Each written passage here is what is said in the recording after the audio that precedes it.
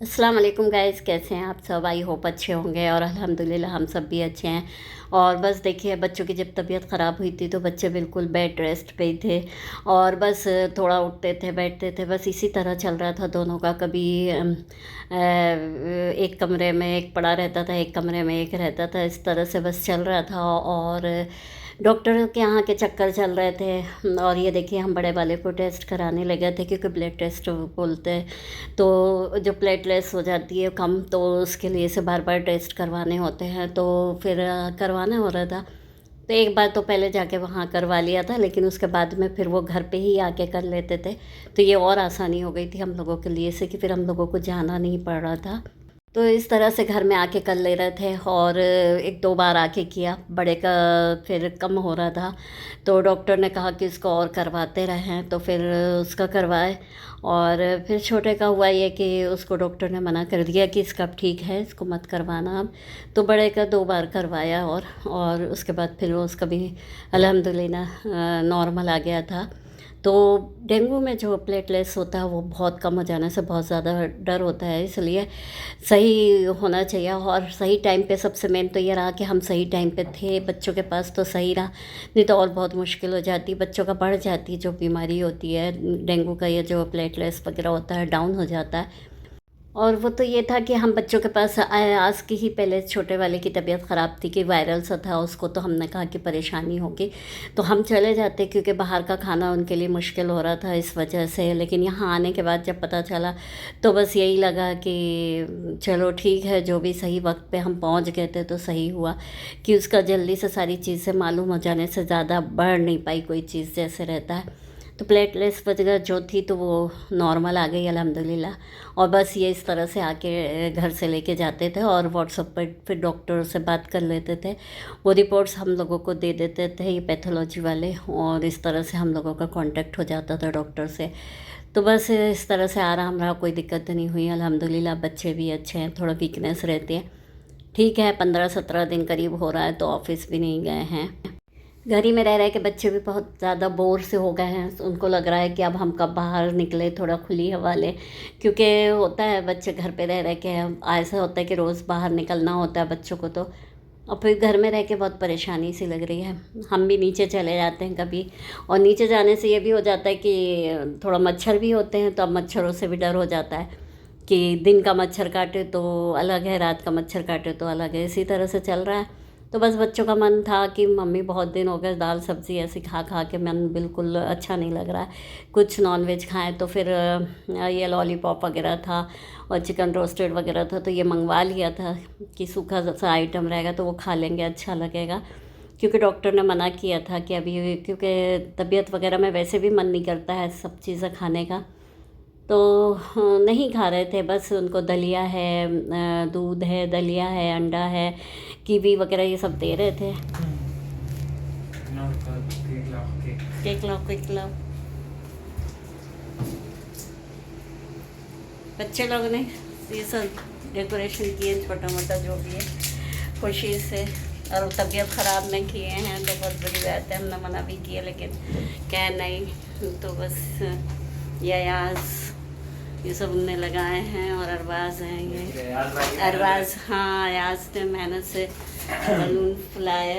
और ये है केक आया है, मना भी किया हमने कि भाई नहीं रहने दो, कोई ये नहीं, तबीयत ख़राब है तो चलता है, वैसा थोड़ी है कि हमेशा। लिखा था इसमें, मैं लिखने बोला था उसको, नहीं लिखा, कोई बात नहीं, चलता है। अच्छा अच्छा, ऑनलाइन मंगाए हैं लेकिन इसमें नाम नहीं लिखा है। अरबाज कह रहे हैं कि नाम नहीं लिखा, चलता है। हमने कहा कोई बात नहीं, ऑनलाइन में तो ऐसे ही होता है, कई बार ऑप्शन था तो फिर लिखना था उसने, है क्या नहीं। हाँ, जिसमें इसमें प्लेन दिख रहा है ना, नहीं तो इसलिए, और कुछ रहता तो कोई बात नहीं थी। अच्छा लग रहा है, ये देख इतने सारे बलून। जुबी होती तो भी खेलती ऐसे, खूब फेंकती। हाँ हाँ, उसको अच्छा लगता है। ये कौन सा? नहीं, पापा ने भेजे होंगे, देखो किसने भेजा। कुछ लिखा नहीं है क्या? खोलो। हाय सर मैडम कौन है? नहीं, शेफ का नाम है कामिल हुमेद दी।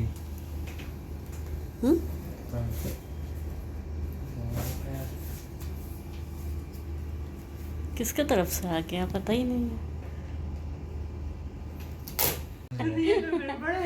नहीं पापा ने पूछ लीजिए पापा नहीं, पापा नहीं भेज सकते। पापा भेजे होते तो फ़ोन कर देते ना फिर। पता करता सब आपको पता करो जरा कौन भेजे, किसको इतना मम्मी से लगाव है। क्यों?